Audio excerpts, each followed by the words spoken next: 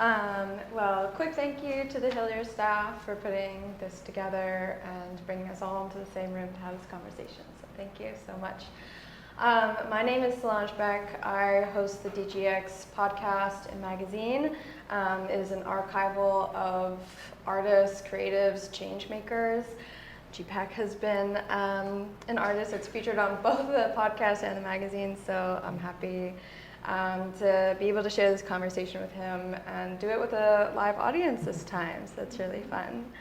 As a quick introduction to who he is, he has had shows starting in about 2019, all up and down the East Coast from Miami to New York, up through Canada, and all the way to the other side of the world in Tokyo. He's influenced by works from early Venetian, Baroque, and Renaissance periods due to his time studying art history and theory in Verona, Italy. His artwork displays his appreciation for lighting, portrayal of emotion, and spirituality. As he's both influenced by those compositions, he also brings in symbolism and figures from contemporary Black culture. A little bit about g.pack. Let's give it a little warm welcome for being here today. Appreciate y'all. Thank you so much. Thank you. All right. I'm going to start off easy with you. Nice and simple. Can you just describe and tell us what is the story behind the title, Revenge is the Least I Deserve? For sure. So there's really two stories behind the title. The first one's plain and simple. Revenge is the least I deserve is essentially like an eye for an eye, right? I think when I first started painting, it felt like I was kind of painting in the dark. It felt like I was ignored for many, many, many years until I was finally embraced and accepted by my peers. And I think that silence, that being ignored, I took it personally. So for me, revenge is success. For me, revenge is finally getting acknowledged for the hard work that I put in. I just felt like after spending all these years basically alone, it feels good to finally just be embraced and be welcomed. On the second end of it, revenge is literally the least that I deserve, right? I've spent years trying to success my way into revenge on certain people. And that once you reach that point, it's like that person's not even in your life anymore. Their opinion isn't even relevant. Why did I spend all this time trying to prove you wrong? So it's literally the least I should be spending my time on. I should be loving myself. I should be growing. I should be practicing and accepting I'm in my process and where I'm at for a reason. So it's getting the revenge, feeling good about yourself, but also understanding that you could have felt good the entire time. So, yeah. Interesting. We're going to get into, you touched on some light and shadow pieces there, which we'll get into later. For sure. But I really wanted to touch on the theme of portraiture, right? Whether it is dogs or people. So what are you trying to express through the use of portraits? And it's like the difference between a dog and a person. Are you trying to tell two different stories or two different types of perspectives? For sure. I can say confidently, anytime I've painted a dog, I was very upset about something. I was either upset at someone else, I was upset with myself, and I honestly paint really well when I am upset because I can just lock in, focus, and do something productive. And it's really just kind of like a long, month-long therapy journey of just chiseling away this hyper-realistic dog or puppy or, you know, all kind of different things. So it just gives me a place to just go and focus on. When it comes to people, I actually received this really random like TikTok comment, and you know they stick out to you. But this one person, they were talking about this piece right here, and they mentioned, they were like, in passing, they were like, I think you might be like a medium for like, you know, channeling souls, spirits, whatever, through your imagery. And that's something I take really seriously because some of the people I paint are no longer living. Some of these people I paint are very close to me or very close to others. So I really just try to channel their essence and their liveliness through these images. So yeah, that's kind of like the difference. Yeah, interesting. I wanted to touch on the level of emotion that's felt in the dogs because We were chatting about this earlier, and I said it feels like you paint the dogs because there's something a little bit more intense, a little bit more perhaps overwhelming to share visibly through a person. Is that true? I would say so. I think when you're painting a person, there's a lot of emotional responsibility that I feel to represent this person the right way. For example, this portrait right here was for a woman I worked with. Her father passed away, and she was recently diagnosed with breast cancer. So I was like, I want to give you something to just give you hope, something to give you joy. Never met the man, found out his name after the painting was completed. But to me, there's so much more going into this piece, just emotionally and mentally, compared to when I'm doing these two dogs right here, growing pains, and I'm just pissed off that I have to write artist statements every 2 weeks to get into some show, and I get rejected from another opportunity, whatever. So it's just like, with the dogs, it's a very straightforward, I feel this way, period, and I don't care what you think about it. Whereas with portraits, it's like, I really want to consider everything at play and try to channel that visually, so. See, so reflecting other people and then reflecting yourself. 100%, 100%. So like I said, that integration of light and dark. I think what you mentioned, even in your artist statement of, inspired by that kind of Renaissance theme of their lighting, but also you can just observe every single piece. The lighting is so perfect Thank you so much. and striking and purposeful. But with that is the opposite is the shadow work, right? Or it has to come with the lighting. Otherwise, you can't tell that the lighting was really well done. You have to have the shadows in there. Absolutely. So taking it more metaphorically, though, can you share more of what the light and dark or shadow parts, just like represent throughout your paintings? Yeah, so like you mentioned, I was really inspired by the Renaissance periods. For me, dark shadows and bright highlights, it just made sense. I just got it really quickly, especially working with acrylic, where I feel like your contrast has to be heavy if you want it to pop. Metaphorically speaking, I was raised super religious, so that whole light and dark was kind of like instilled on me since I was a kid. And I kind of couldn't escape that. So I think naturally some of those themes and just overall vibes kind of bled into my artwork. I don't think it was intentional. When I'm doing images of, holy figures, it wasn't something that I woke up and was like, I want to make a religious statement today. Yeah. It's just more like, these are the things that I was raised with and taught, and I'm just kind of like trying to process that as I become a, older adult. So. Yeah. Can you share more with us about just your spiritual upbringing and background? Yeah, so my mother was a minister, my grandmother's a minister, my father was super involved in the church. In my family, there's multiple churches because, they never just want to be one church. And it was fun, I grew up playing the drums in church. I played the drums for 10 years. So again, like my spirituality and my faith was like super duper strong. I think once I got to college, that's when I started asking some more questions. I think some things about Christianity felt a little absolute, and I really just wanted to kind of like feel and believe as much as I could. So it's still an everyday changing journey, but I do respect all religions. I don't play with none of them religions. And I think, honestly, all of them know something, in my honest opinion. So yeah. Interesting.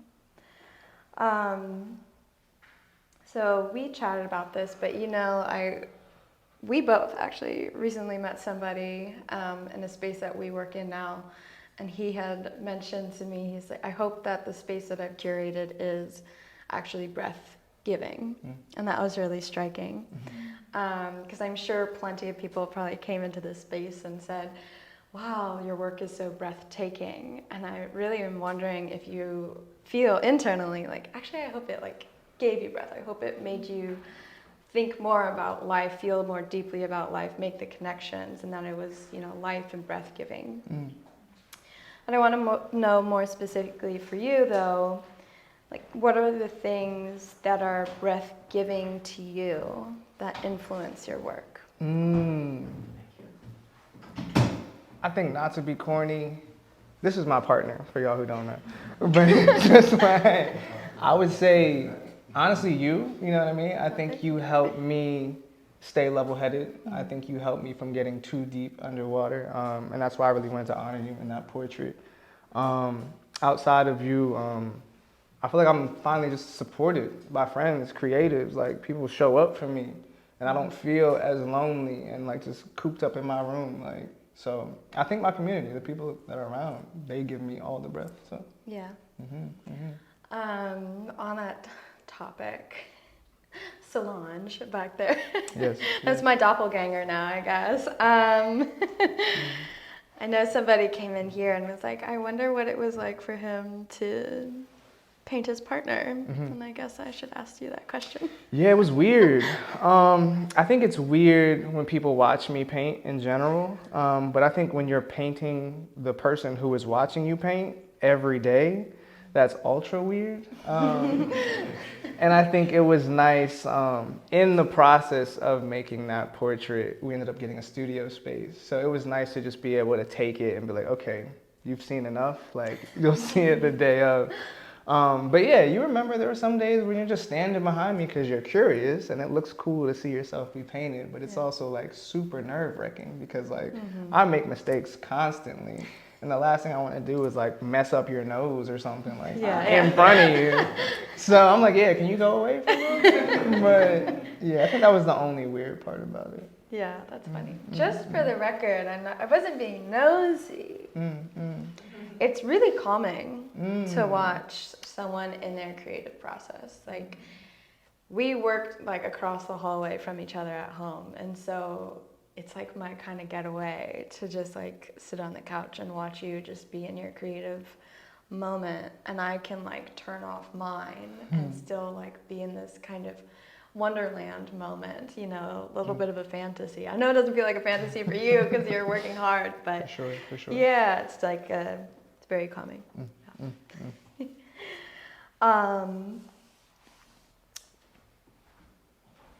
Here's my big spiritual question for you. I'm ready. This has been like a weird little mantra that's been in my mind lately, and I kind of made it up, but it's from everything that I've been consuming in our world right now, and it's everything is everything. Everything is political. We're all reflective of one another. Everything is connected. You cannot disconnect any part of our lives from politics right now or our culture. All intertwined. We've had a lot of conversations about like, in this moment in time, you know, what is an artist's responsibility or role in society? What are we, you know, meant to be here for? Do you believe you have a duty or a responsibility as an artist to bring attention to really difficult subjects? Absolutely. And it's hard because I think being someone who's painted for a long time, I'm very comfortable with painting, right? So I can essentially paint pretty much anything. And I feel like when you can paint anything, that makes it even harder to know, like, what can I add to a conversation? Where do I even start? So I most definitely feel like now I feel more of a speaker rather than like a craftsman, right? Because I spent so many years just trying to get my shading right. I spent so many years just trying to get my foreshortening together. Now all that's done, I'm like, I can actually like say crazy, important things. So with that, I think it has brought me closer into politics. It has brought me closer into global events because for many years, I just removed myself. I was completely in my own little Doberman reality.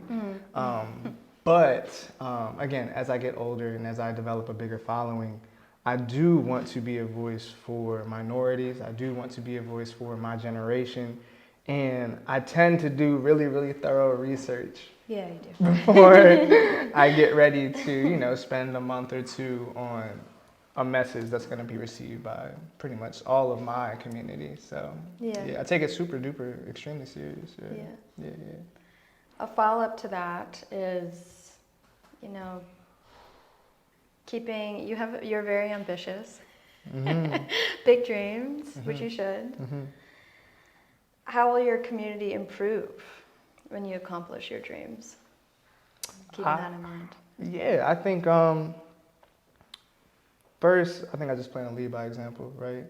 I think growing up, honestly, maybe not even before 25, I didn't think being a painter was like feasible at all. I thought it was just some concept, right? Never saw one like me, never saw a young one when I was younger.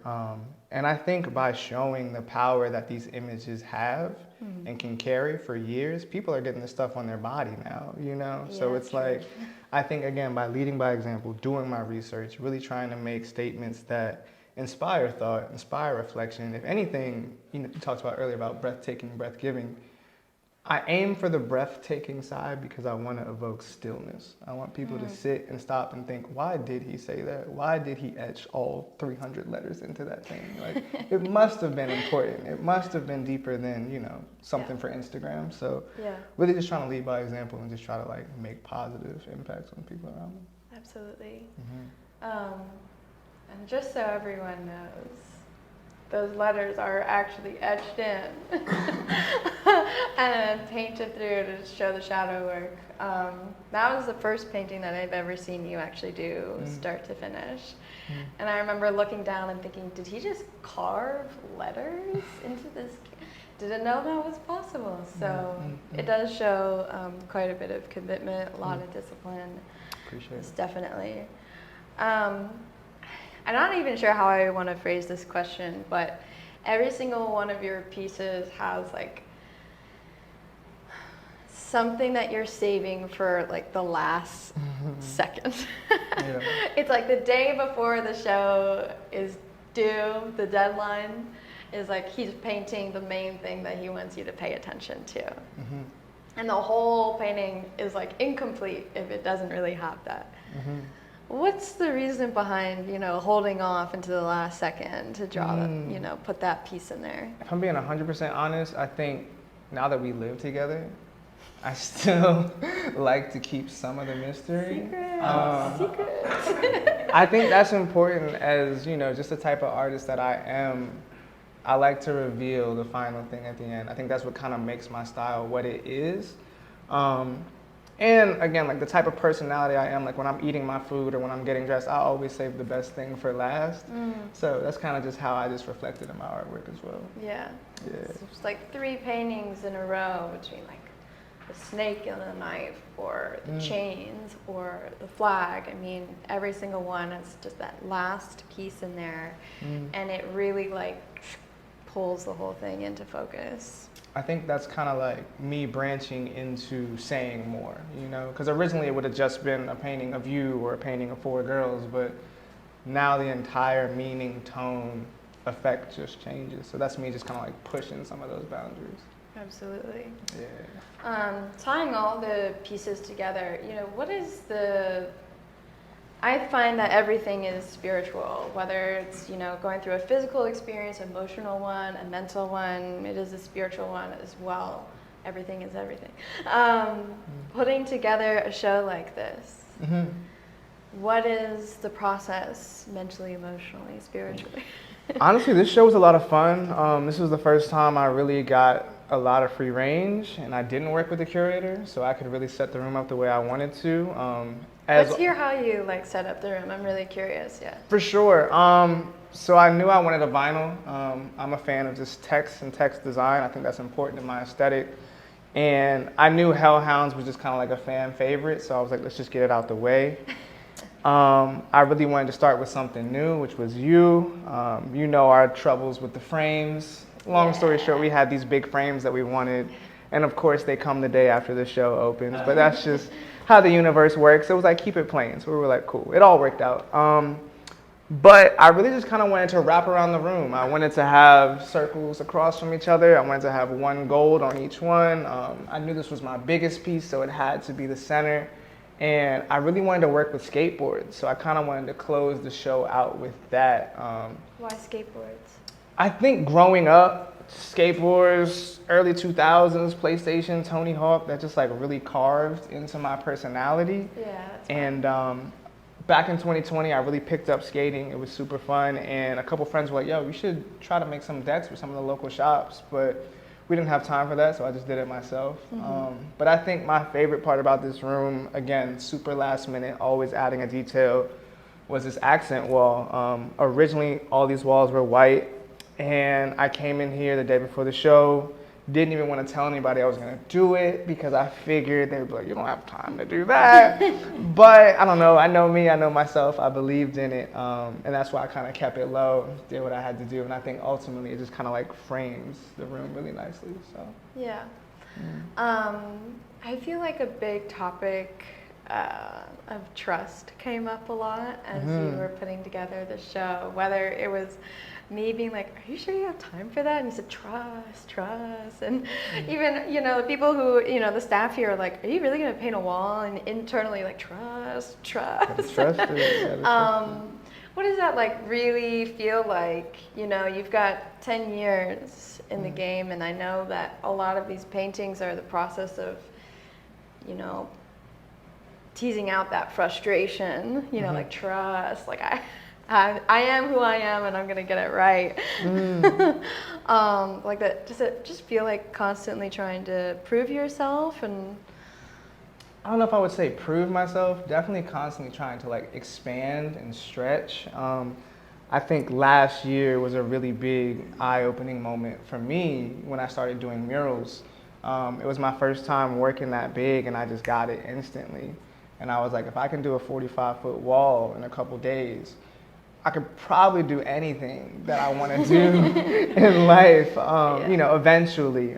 So I just really believe that, like, even if I don't get something today, because there are things that I try in paintings, I'm like, okay, like, this isn't working. But I know for a fact, like, my devotion and my passion for it, one day I will get it the way I want it. And I know that, so. yeah, absolutely. Yeah. I think so too. So everybody knows I always wrap up my conversations with people the same way every time. But before I do that, is there anything that you wanted to talk about that I didn't ask a question about? I knew you were going to ask me this too. Honestly, no. No. I would say, one, thank you all for coming out. I really do appreciate every single one of you. This show has been really cathartic, but I won't get into that because I think that has to do with your next question. So I'm going to let you get it off.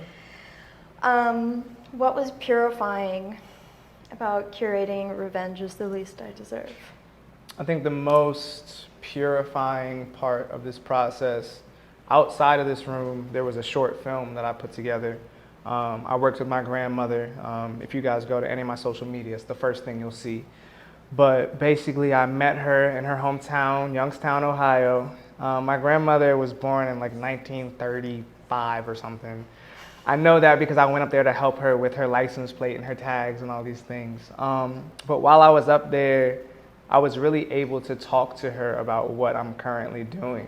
And it was just really special for me because my mother, her daughter, passed away when I was 16. So like she really never saw me do any art stuff. I think at that time I was into like dancing and like fashion, but like never picked up a paintbrush really. So to be able to connect with my grandmother, like, grandma, like, this is what I'm doing now. People are into this. I want you to be involved with this. And I basically asked her to really just say a prayer, you know, on a voice note. And I was gonna use that as the background audio. Like I said, my grandmother's a reverend, so she took this super serious. I thought she was about to just bless me real quick, you know, 30 seconds, we out. She went into her room. This was maybe about like 9 p.m. and she shut the door. I'm thinking she fell asleep. I'm sitting at the kitchen table. I was drawing something else for work, so I was like, if she comes out, she comes out. If she doesn't, I'm gonna catch you tomorrow, Grandma. But she came out like 3 hours later. It was like almost like 2 a.m. She had wrote this prayer by hand. And I was like, wow, this is insane. And it was so on point. It was so strong. It was so powerful. And the next morning I typed it up and we read it line by line. It's big font. Big font, big font. Typed it up for her, we read it line by line. Each line we read twice actually, because she wanted to get the delivery right.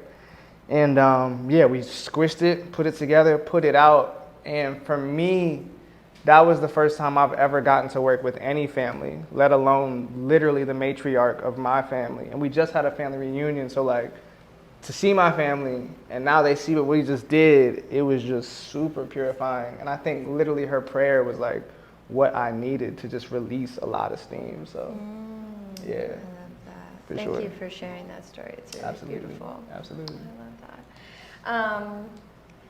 Just as a last little tidbit, if you can let any of us know, because I know you like to keep it under wraps, but is there anything to expect from you next in the near future? DC, I will be in Umbrella Art Fair in November. A big deal. I'm super excited. I think one of the biggest art fairs in this area. Can't wait to be there. It's gonna be a lot of work like this, a lot of new work. Outside of that, still just doing my thing on my website for glory.co, merch, prints, all that stuff. And just more visuals, more skateboards, more film, more paintings, more everything. Yeah. For sure. Awesome. Well, thank you so much for chatting with me. I Thank you so appreciate much. that. For sure, for sure. Yes, yes, yes.